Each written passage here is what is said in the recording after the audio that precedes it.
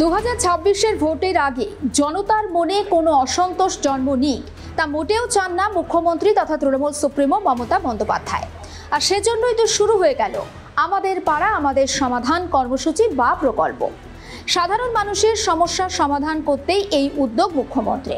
তা সে রাস্তা, জল, বিদ্যুৎ যে কোনো সমস্যা হোক না কেন বুথে বুথে ক্যাম্প করে সকলের সমস্যা মেটানো হবে। রাজ্যের মোট 80,000 বুথের মানুষের কাছে এভাবেই এই পরিষেবা পৌঁছে দেওয়ার লক্ষ্যমাত্রা নিয়েছে রাজ্য সরকার। কিন্তু তাল কেটেছে কোথায় বলুন তো? তাল কেটেছে সিউড়িতে, সিউড়ির লম্বদর্পণ অঞ্চলে গিয়ে। সেখানে নাকি বিজেপি কর্মীদের সমস্যার সমাধান করা হচ্ছে না। বিজেপির পঞ্চায়েত বলে তৃণমূলের পক্ষ থেকে কোনো কাজ সেখানে করে দেওয়া হয়নি বলে অভিযোগ। দীর্ঘদিন ধরেই এমনটা চলে আসছে বলেও জানাচ্ছেন বিজেপি কর্মীরা।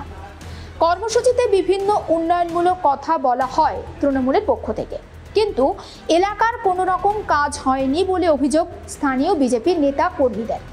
তাদের দাবি, আমাদের পাড়া আমাদের সমাধান প্রকল্প পুরোটাই একটা লোক দেখানো প্রকল্প। এবং এখন আমাদের লম্বদরপুরে গ্রাম পঞ্চায়েতের সদস্য হচ্ছে বিজেপি, পঞ্চায়েত সদস্য হচ্ছে বিজেপি। 2023 সালে পঞ্চায়েত নির্বাচন হয়ে যাওয়ার পর এতদিন পর্যন্ত আমাদের সাহের পুকুরগুলোকে মনে করে নেই। আমার তো অভিযোগ দিল একটাই, আমি বললাম যে আমাদের লম্বদরপুরে মুখাগ্নি তোলা নেই, হিন্দু গ্রাম অথচ মুখাগ্নি তোলা নেই। বলতে দেওয়া হচ্ছে না, তাই বলবো বলতে ছিল না বিজেপি থেকে আমি নামটা হতেই পারে উন্নয়নের জন্য কেন বিরোধিতা করবেন উনি? আমি যেটা বলছি, আমি যেগুলো বলবো গোটা গ্রামে মানুষ একই কথাই বলবে। এটা জেলা পরিষদেও জানানো হয়েছে, তারপরে মহকুমা শাসককেও জানানো হয়েছে, গ্রাম পঞ্চায়েতের প্রতিনিধিকে প্লাস গ্রাম পঞ্চায়েতের যে প্রধান তাকেও জানানো হয়েছে। তার সাথেও কোনো কিছু ফলপ্রসূ কিছুই হয়নি, যে কাজ কিছু। এটা আমাদের গ্রামের যে মানে হিন্দু সম্প্রদায়ের সবাই থাকে, তাছাড়াও অন্য সম্প্রদায় এসে এখানে চান টান সব কিছুই করা হয়। তাছাড়া এখানে রজক সম্প্রদায় বলে যে আছে, তারা এখানে কাপড় কাচাকাচি সব কিছুই করে, তাদের জীবন জীবিকা এখান থেকে নির্বাহ করে। তা সত্ত্বেও কোনো কিছু এগুলো ব্যাপার কোনো কিছু করছে না। কোম্পানি নেওয়ার পর থেকে জিনিসগুলো আরো খারাপের দিকে চলে গেছে। আমাদের পাড়া আমাদের সমাধানের শেষ দিনের কর্মসূচিতে সিউড়ি 1 নম্বর ব্লকের বিডিও উপস্থিত ছিলেন না, আর তা নিয়েও ক্ষোভ উগরে দিয়েছে বিজেপি নেতৃত্ব। আর এই নিয়ে তৃণমূলের কি বক্তব্য জানেন? তৃণমূলের তরফে বলা হচ্ছে, সাধারণ মানুষের সমস্যার সমাধান আগে নাকি বিডিওর উপস্থিত থাকাটা বেশি প্রয়োজন। এতগুলো বুথ আছে, প্রায় 100-র কাছাকাছি বুথ আছে, তো সব বুথে কি বিডিও সাহেব প্রেজেন্ট থাকতে পেরেছেন? না, সেটা সম্ভব হয় না। আচ্ছা, সম্ভব হয় না। এখানে বিডিও সাহেবকে প্রাধান্য দিতে এসছে না, মানুষ যা পাবলিক বলবে, আপনারা গভর্নমেন্ট স্টাফ তারা এখানে নথিবদ্ধ করবে, গ্রামের সমস্যা বলবে, গ্রামের সমস্যা সমাধান হবে, সেইটা বেশি প্রয়োজন না বিডিওকে প্রয়োজন? আমার পাড়ার আমার সমাধানে যদি বিডিও সাহেবকে এখানে প্রয়োজন, তাহলে বিডিও সাহেব আসুক।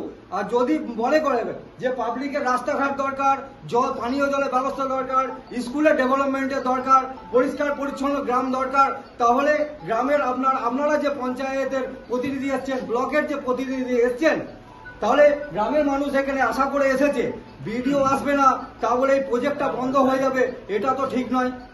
এটা আমার ব্যক্তিগত মত। ওই শিবিরে উপস্থিত ছিলেন সিউড়ি 1 নম্বর পঞ্চায়েত সমিতির সভাপতি ইন্দ্রজিৎ মণ্ডল। তিনি কি জানাচ্ছেন? তিনি জানাচ্ছেন, গ্রামবাসীদের সকলের সমস্যা শোনা হয়েছে, সকলকে বলার সুযোগও দেওয়া হয়েছে। এটা তো একটা সরকারি কর্মসূচি, সরকারি নির্দেশ মেনেই সেটা হয়েছে। বিডিও উপস্থিত নেই বলে কর্মসূচিতে বাধা দেওয়ার একটা চেষ্টা করেছিল বিজেপি নেতৃত্ব। আমাদের পাড়া আমাদের সমাধান কর্মসূচি, বিডিও সাহেবের উপস্থিত তিনি সেখানে থাকতে পারেননি। তার অনেক রকমের কাজ থাকে, আমরা প্রত্যেকেই জানি। আসলে যারা সরকারি প্রকল্পের বিরোধিতা করে তারাই এই কর্মসূচিতে বাধা দাঁড়ের চেষ্টা করছে বলে জানাচ্ছেন তৃণমূল নেতা। যদিও তৃণমূল করেন না বলে অভিযোগ, শোনাই হচ্ছে না বলে জানাচ্ছে বিজেপি নেতাকর্মী সমর্থকেরা। তাদের বক্তব্য, রাস্তার আলো, ছোট রাস্তার উন্নয়ন, কমিউনিটি হলের মেরামতি, বস্তিগুলোর যে শৌচাগারের উন্নয়ন, পানীয় জলের সমস্যা, জলাশয়ের সংস্কার, স্কুলের মেরামতি, সৌন্দর্যায়ন সহ সমস্ত সমস্যা দ্রুত সমাধান মিলবে এই আমাদের পাড়া আমাদের সমাধান কর্মসূচি বা ক্যাম্পে। কিন্তু সেখানেও যদি আমরা ওরা হয়, তাহলে কি আদেও সমস্যার সমাধান মিলবে? সেটাই এখন সবথেকে বড় প্রশ্ন।